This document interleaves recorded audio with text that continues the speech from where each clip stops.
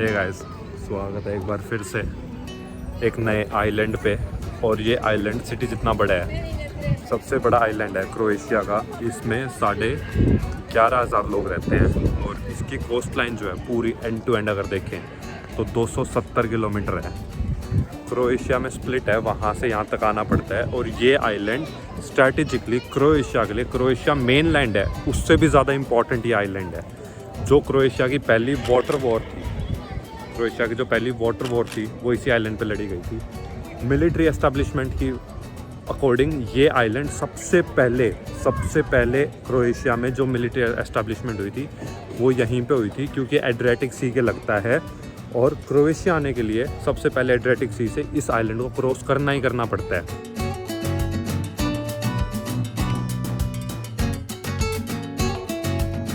तो इसीलिए ये आइलैंड स्ट्रैटेजिकली क्रोएशिया के लिए सबसे इम्पॉर्टेंट आइलैंड है। और इसीलिए जो भी मेन सबसे पुरानी एस्टेब्लिशमेंट्स हैं पूरी, वो क्रोएशिया से पहले यहाँ पे हुई थी। रोमन टाइम से पहले का ये आइलैंड है।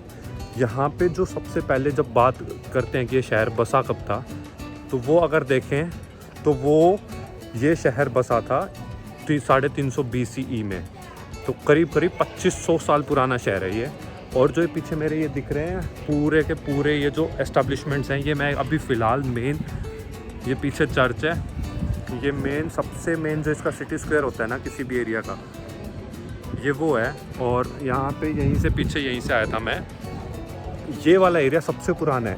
मेरे ऑन द लेफ़्ट जो मैं अभी दोबारा से दिखाऊंगा, वो ओपन थिएटर जो होता है, प्रॉपर जो थिएटर होता है वो बना था 17वीं सेंचुरी में, 1612 में बना था वो वाला थिएटर, ताकि जो सिर्फ अमीर नहीं पुअर लोग हैं वो भी देख सकें और सिनेमा का एंजॉय कर सकें। इस साइड पूरा पीछे से पूरा है, देखो पूरा सी है, उस साइड सनलाइट है तो थोड़ा दिखेगा नहीं क्लियर से। और जो मेरे पीछे है उस साइड जो मैं बोल रहा था मिलिट्री एस्टेब्लिशमेंट है। ये ऊपर जो पीछे फोर्ट दिख रहा है, ये वाला जो पूरा फोर्ट है, ये वाला बना था कुछ 400-500 साल पहले, जो पहली एस्टेब्लिशमेंट यहाँ पे वार में हुई थी। और ये आइलैंड सिर्फ इन्हीं सभी रीजंस की वजह से फेमस नहीं है। ये आइलैंड सबसे ज़्यादा फेमस है इसकी एक चीज़ की वजह से, वो है इसका वेदर। तो ये आइलैंड जो है वो यूरोप का, क्रोएशिया का तो है ही है, यूरोप का सबसे ज़्यादा सनीएस्ट आइलैंड है। उसका मतलब ये है पूरे साल में 360 में से यहाँ पे 270 और 280 डेज़ धूप रहती है, प्रॉपर धूप रहती है। मतलब जितने भी एल्डरलीज हैं, वेकेशन होम है या फिर यंग क्राउड को एंजॉय करने के लिए आना पड़ता है, तो आना होता है, तो वो सब यहीं पे आते हैं, इस पर्टिकुलर एरिया में आते हैं। ये चीप नहीं है। मतलब क्रोएशिया अगर आप स्प्लिट देखोगे तो थोड़ा नॉर्मल है।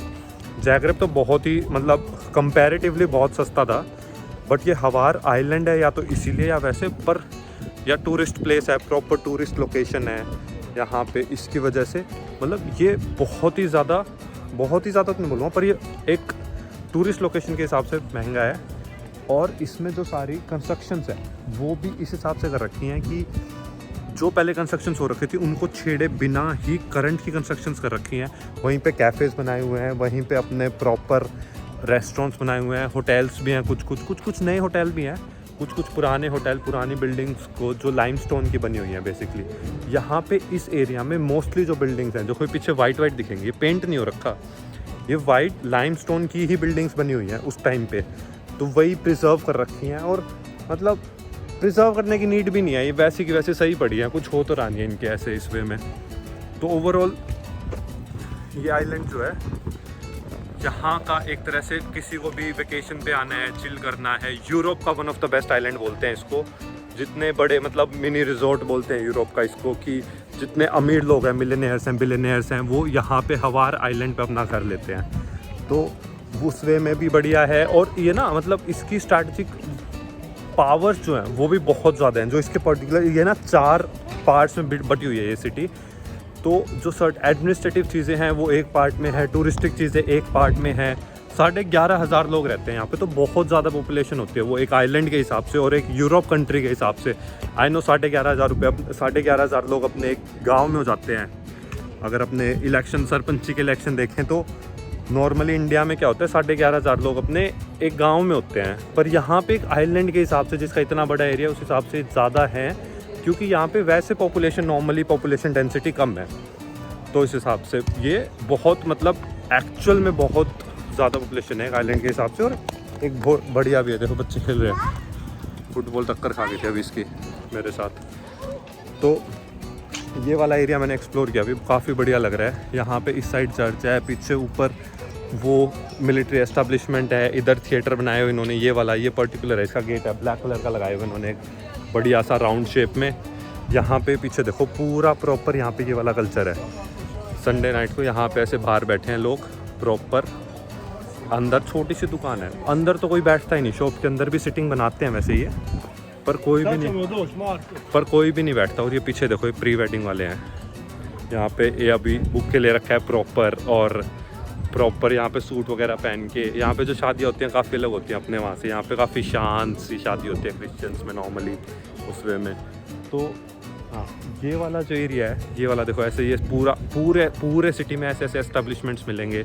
नॉर्मल छोटी छोटी शॉप्स हैं, जैसे अपने वहाँ पे ठेले नहीं लगते वैसे यहाँ पे शॉप्स भी हैं जिस पे आप कुछ खरीद सकते हो सोवेनियर्स। जैसे ये वाली शॉप है, यहाँ पे अगर आप कुछ खरीदना चाहो तो ख़रीद सकते हो। ये वाला बढ़िया है। कुछ अभी बंद है यहाँ पे। अभी जो सीज़न है ना, इसके बाद सीज़न कम होता जाएगा। यहाँ पे सबसे ज़्यादा सीज़न होता है मार्च से लेकर नवंबर तक। उसके बाद जनवरी से लेकर और मार्च तक, उस टाइम पे प्रॉपर बंद रहता है। उस टाइम पे यहाँ पे कोई सीज़न नहीं होता है और बहुत कम टूरिस्ट आते हैं बाहर से। वो वाली चीज़ है। और दूसरी चीज़ जो मुझे सबसे बढ़िया लगी यहाँ पे वो ये है कि यहाँ पे फिर भी कुछ इंडियन टूरिस्ट में 3-4 मिल चुके हैं। टूरिस्ट तो हैं ही, पर इंडियन टूरिस्ट भी 3-4 अभी तक मिल चुके हैं। बढ़िया लगता है मिलके उनसे बात करे थे। एक उस साइड के थे, गुजरात साइड के लोग आए हुए थे, तो उनके साथ थोड़ी बातें करी। फैमिली आई हुई थी वो तो प्रॉपर, बच्चे भी थे छोटे छोटे। पूछ रहे थे आप व्लॉगिंग कर रहे हो, ये हो। तो ऐसी डिस्कशन हुआ नॉर्मली, अच्छा लगा उनसे बात करके। और ये वाली अपनी बेसिकली बोट खड़ी है जिसमें भी वापस जाना है। तो यहाँ पे जब टूरिस्ट वाले आते हैं ना, जैसे अभी हम साथ में आए, तो क्या करते हैं पहले अपने आपको यहाँ देंगे, यहाँ पे नॉर्मली आपका ब्रीफ देंगे इस प्रॉपर आइलैंड के बारे में। फिर बताएंगे कौन कौन से एरियाज़ हैं जो आप एक्सप्लोर कर सकते हो यहाँ पे। उसके बाद एक्सप्लोर करने के बाद आपके ऊपर आपको एक टाइम दे देंगे कि सपोजिटली आपके पास 1 घंटा है, 2 घंटे हैं उस पर्टिकुलर एरिया को खुद से एक्सप्लोर करने के लिए। किसी लोग को कुछ पसंद होता है। अब जैसे मेरे को क्या होता है, चर्च ना पसंद हो, मुझे दूसरे एरियाज़ ज़्यादा पसंद हो। जैसे जो टूरिस्टिक लोकेशंस हैं, जैसे जहाँ से व्यू, जैसे ऊपर जो मिलिट्री एस्टेब्लिशमेंट है, वाह मिलिट्री एस्टेब्लिशमेंट तो स्ट्रैटेजिकली ऐसी जगह पे प्लेस होगी जहाँ से बहुत दूर तक का दिखे। तो वहाँ पे मिलिट्री व्यू पूरा चारों साइड एरिया का आएगा। तो अब वो वाले किसी को ज़्यादा पसंद होता है। किसी को ये ज़्यादा पसंद है कि मैं आऊँ यहाँ पे बैठ के आराम से चिल करूँ कैफ़े में, बढ़िया पास्ता पिज़्ज़ा, या यहाँ की जो लोकल क्विजीन है। मैं नॉर्मली क्या है, मैं फ़िश नहीं खाता, बट यहाँ पे जो सबसे ज़्यादा फेमस है वो फ़िश है। फ्रेश, मतलब एकदम फ्रेश फ़िश का आप कुछ बना के खा सकते हो। तो कुछ लोग वो हैं, वो प्रेफर करना चाहते हैं, वो खाना चाहते हैं। तो हर एक बंदे के लिए यहाँ पे कुछ ना कुछ एंजॉय करने के। उसके अलावा जो व्यू है वो तो मतलब इसका तो तोड़ है ही नहीं। और पानी इतना ज़्यादा क्लियर है एकदम। सॉल्टी बहुत ज़्यादा है, अभी मैं नहाया था थोड़ी देर पहले, तो सॉल्टी तो बहुत ही ज़्यादा है, पर वैसे बहुत ज़्यादा क्लियर है। आपको नीचे पूरा एकदम सी बेड दिखेगा, फिशेस एकदम दिखेंगे आपको तैरती हुई। तो वो वाले काफ़ी बढ़िया चीज़ है।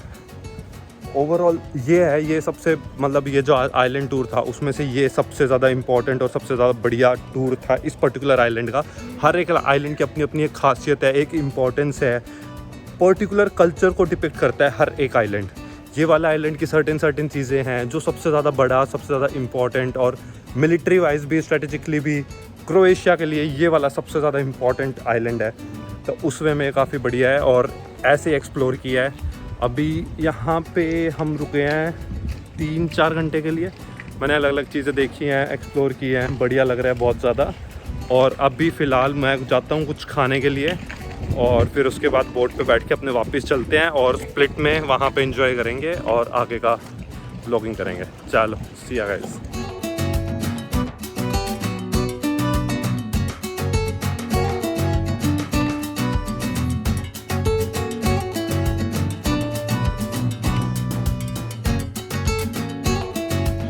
अभी फाइनली टाइम हो गया है हवार आइलैंड को छोड़ के दूसरी जगह जाने का। अभी बोर्ड करते हैं यहाँ पे, इसमें यहाँ पे लोग, अभी इसमें चलना है अपने को और फिर आगे चलते हैं।